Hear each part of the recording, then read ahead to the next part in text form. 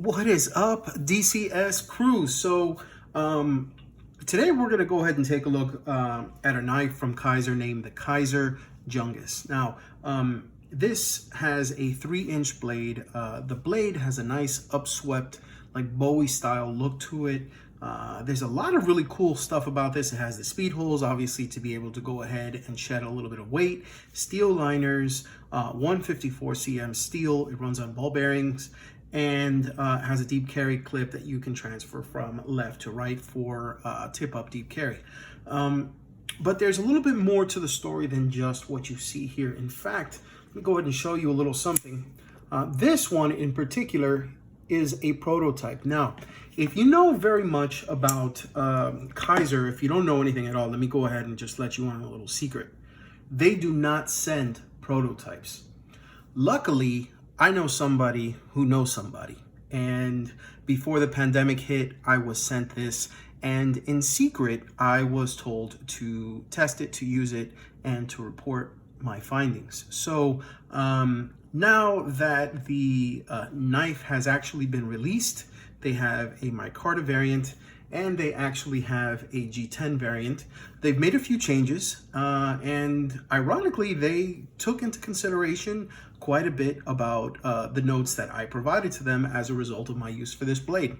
So we're going to talk about how prototype became reality in production with the Kizer Jungues. This is a Carlos Elstner design. No, I did not design it. The guy's name happens to be Carlos. So bear with me. Right after the intro, we're going to talk about what my thoughts are on this knife and what the differences are with the two production models available in G10 and in Micarta.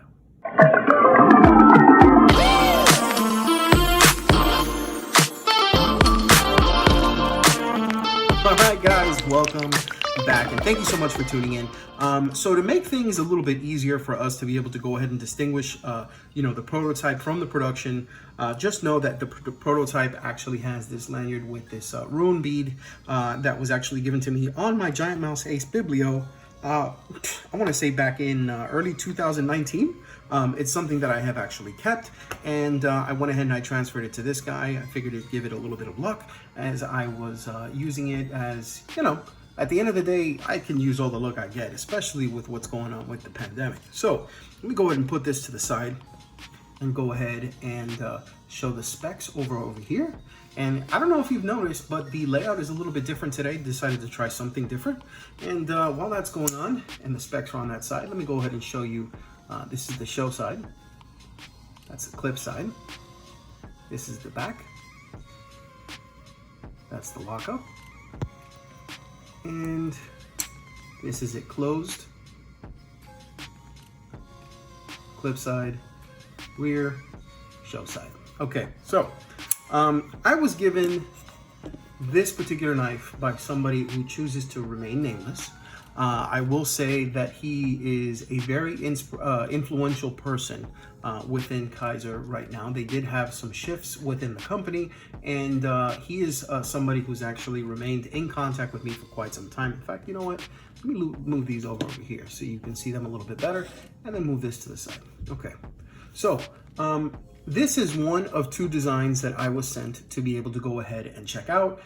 In particular, this is a like I said before, this is a Carlos Elstner design, and it's named the Jungues. Now, it is currently available now with the updates, and now that it is in production, there are a few changes that they made from prototype to production that I will go ahead and detail as a result of not only my use, but after receiving the production, being able to compare it with the two. So, the first thing I want to say, the G10 variant.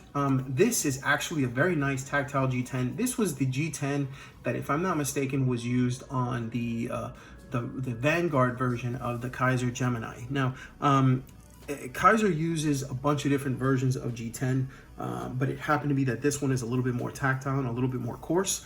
When I spoke to them, I mentioned to them that this is very good, but this is going to eat the pockets, especially, even though it has a deep carry clip, the pocket was nice and secure, and I just felt like, going in and out was going to really eat at pockets. So one thing that they did do is for the G10 variant, they actually adjusted the G10 so that it's a little bit finer.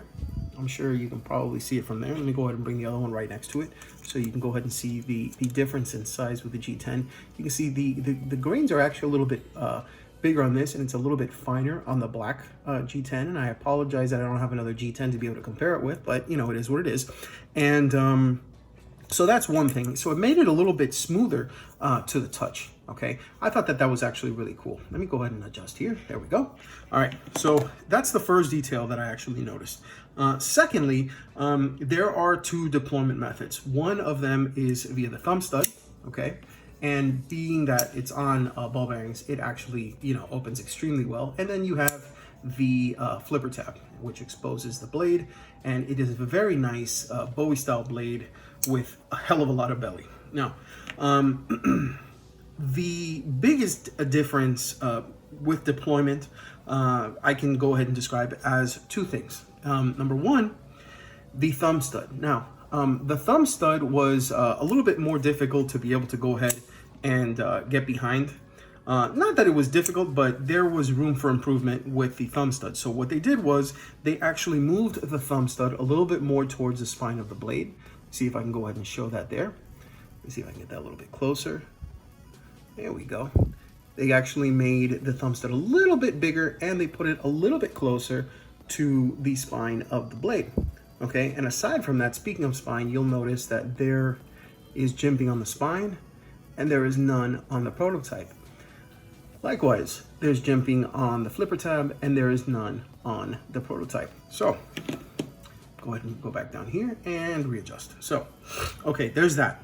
Now, the deep carry clip is actually the same, and the pivots are actually the same, but one thing, and it may have just been me, but I noticed that the pivot was actually bare on the clip side, and then I see the Torx or the Torx bit, the pivot on this side, when you see the Torx side right here, and then the plain side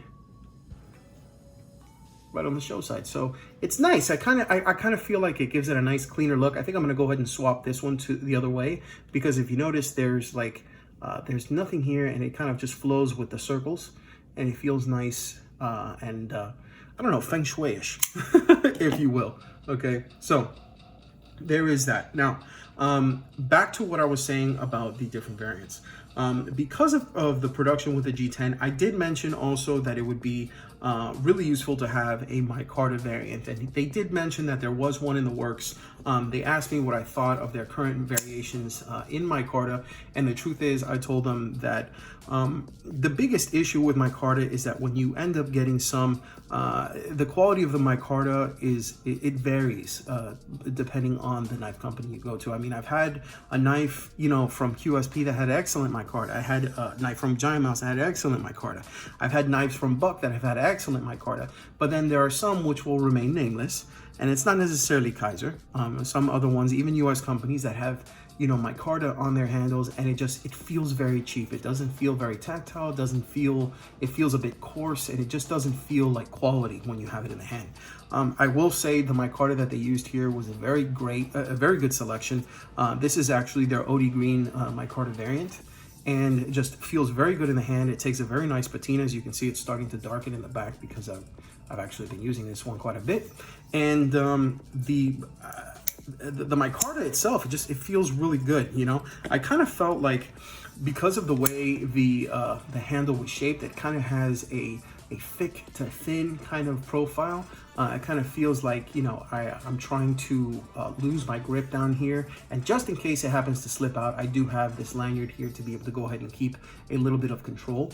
But the truth is, it really never happened. And I will say that now that I have the Micarta variant in my hand, I can tell you further still that that is not going to come out of the hands. It's just a very nice blade shape, and one of a few new designs by a new designer that is a part of the Kizer family, being Carlos Elstner. Okay. Now, one thing I believe, from what I had seen at last glance, these are all going to be the same price. Whether you got the G10 or the Micarta, they are going to be the same price. But there is a change that is glaring, and I do want to go ahead and mention that right now. And we'll start with the logo, the maker's mark, which is right here. You see that? That is that CE design. That's Carlos Elstner. And if you look at the blade from the production version, there's the larger version right there. It says CE design. It's actually been raised. I'll go ahead and bring the other one right here next to it so you can see that. There we go. Hopefully that will focus well. There we go. All right. So as you can see, they moved the name for the Jungues out towards the back right here by the thumb studs, and you have the logo, which is just a little bit bigger, and it was put towards the spine right there. Okay. Now, aside from that, one last thing that I did notice, yeah, I can just go ahead and show this one and the Micarta variant. Let me get these a little bit closer to see if I can go ahead and show this off here. Now, on the Micarta variant, you have N690 steel, and I'm hoping you can see that nicely. There we go. Okay. And N690 was what was chosen for production, but the version that I got has 154 cm steel. So this is a pretty limited edition. I mean, in this particular case, I have, you know, US made 154 cm steel that's been tempered and used for the prototype. And in production, what they ended up doing was going for their N690 steel, which it's funny because the N690 comes from Bowler. They're the same people that came out with M390. And N690 actually came up because of the fact that while they were using VG10 for a very, very long time, what ended up happening is Japan started to really, you know, cut down on the companies that were importing VG10. I don't know if it was because of heat treatment or processes or just of the fact that they didn't want everybody to just kind of dull out that steel and devalue it, because it was being used in a lot of high quality kitchenware, a lot of high quality knives. I know Spyderco had been using it as a part of their, you know, their Delagun and Duraline and the Dragonfly 2, which I actually have in VG10. But they said, listen, no more VG10. So they stopped importing it to China.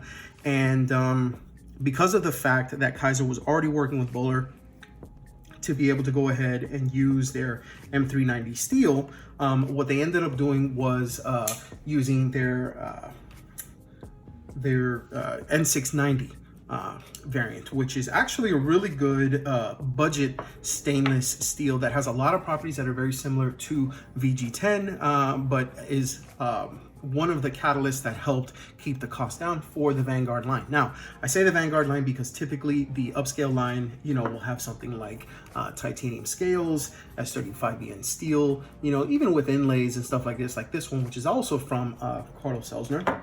And that being said, I'm going to go ahead and take two of these out and do a comparison with some other knives that I have available. So go ahead and place this in the middle here. All right, there we go. And let's go ahead and start with the ProTech SBR. See if I have that there. Yeah, there we go. Have the Sog Terminus Xr. You can see the shape and the size is actually very similar there. We have the Dirk Pinkerton designed concept Little Main Street, which is just a little bit bigger than the than the clutch, or excuse me, the Jungues.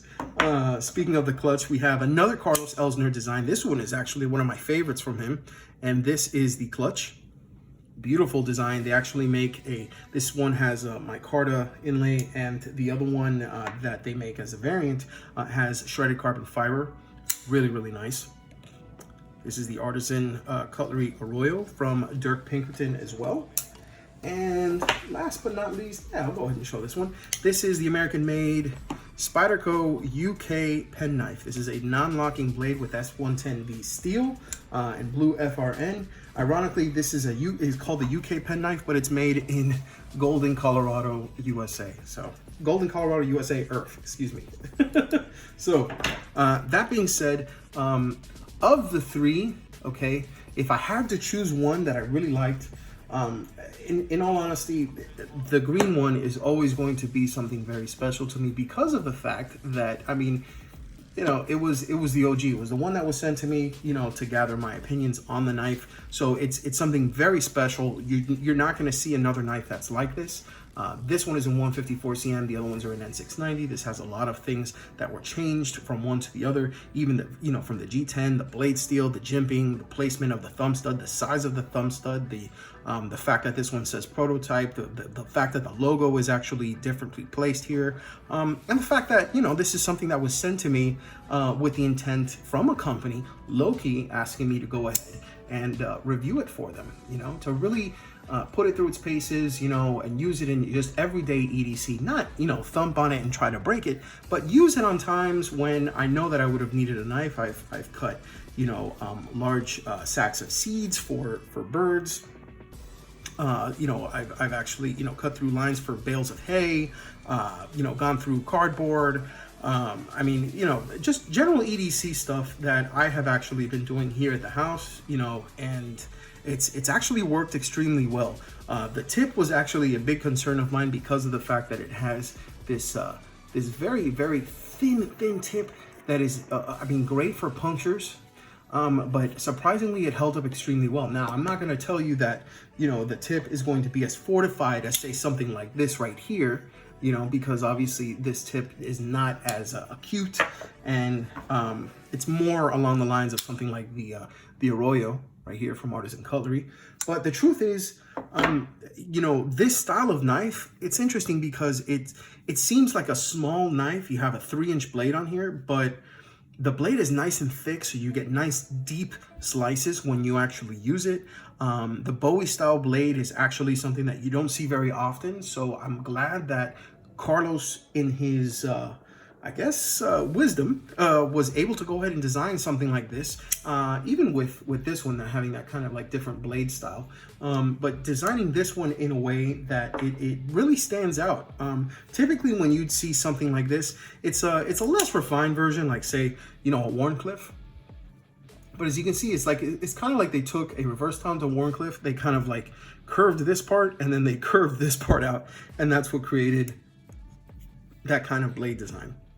Other than that, in all honesty, there's not much more I can say without you actually getting one of these in your hand and trying it out for yourself. I don't feel that Kizer got its fair shake in 2020 with the pandemic. There was a lot of issues with them being able to get a lot of their products outside of China. Granted, I understand with, you know, Wuhan and everything that was going on, and I don't want to get too far into it because I don't want, you know, this video to be taken down for just, you know, bullshit. But I will say that before everything went down, I was actually sent this right at the end of 2018 going into 2019. Excuse me, end of 2019 going into 2020. With the intent of using it and reporting back with my findings. So I have actually had these blades for close to well, this blade for close to a year and a half. Well, excuse me, this one for close to a year and a half. And finally, I'm able to go ahead and talk about this. So I want to thank Kizer for allowing me to be able to go ahead and be a part of not only this particular knife, but of the Jungues series and the clutch. Well, this being the Jungues and this being the clutch. And, you know, I want to thank you guys for allowing me to be able to share this with you all. You know, as of the date of this video, I'm closing in on, you know, 2,300 subs. I have Blade Show coming up. There's a lot of things that are coming up, and things like this, small little things like this are, you know, small moves that lead to big moves. And I wouldn't be able to do this if it wasn't for you guys. So thank you so much for allowing me the opportunity to be able to go ahead and share this with you all. Stay tuned because there is going to be a review on the other prototype that I did check out. Well, two. I'm going to go ahead and show you both of the clutch. Another awesome knife. In fact, one of my favorites actually on the Kizer collection. But that being said, these are my thoughts on the Jungues from Carlos Elstner. Let me go ahead and put this. Actually, yeah, I'll put this. I'll put this here so it doesn't get in the way. and put this here on the top. If you have any questions about this particular knife, or if you're looking for information on the knife, I am going to go ahead and post some information below so that you can go ahead and check out the different variants and go ahead and pick one up for yourself if you are interested. If you like what you saw, feel free to like this video. If you loved what you saw, feel free to go ahead and hit subscribe. Here's some videos for you to go ahead and check out. Thank you so much for checking this video of the Kizer Jungues out.